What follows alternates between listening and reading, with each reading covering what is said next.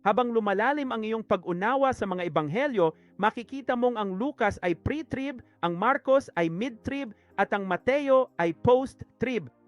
Mauunawaan mo ang pagkakaiba ng mga kwento sa tatlong ebanghelyo dahil sa propesiya. 9 na naming ibinubunyag ito sa aming channel, ang Ministry Revealed. Tingnan natin ang halimbawa sa Mateo tungkol sa trigo at panirang damo.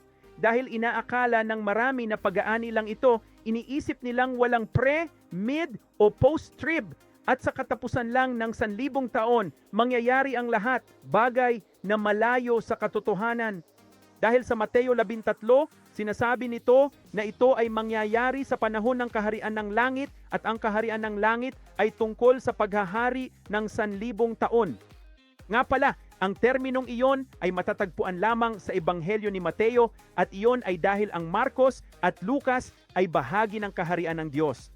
May pre-trib at mid-trib pero ang pangatlo ay ang pagbabalik ng Panginoon sa bundok ng mga olibo. Ayon kay Jesus, siya ang naghasik ng mabuti at ang dyablo naman ang naghasik ng masama. Nalaman nating inihagis si Satanas sa kalagitnaan ng kapighatian kung kailan inihahasik ang binhi. Kaya sa panahon ng paghahari ng 1,000 taon, sila ay lalaking magkasama at sinasabi sa Mateo 13 na ito ay tutugunan sa katapusan ng mundo.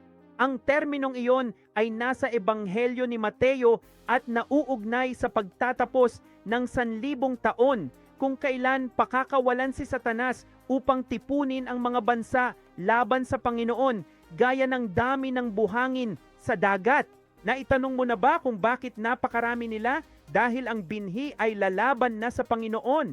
Panahon na para tipunin ang mga damo para sunugin at ang trigo para sa kanyang kamalig. Dalangin kong maging pagpapala ito sa iyo. Alam mo na,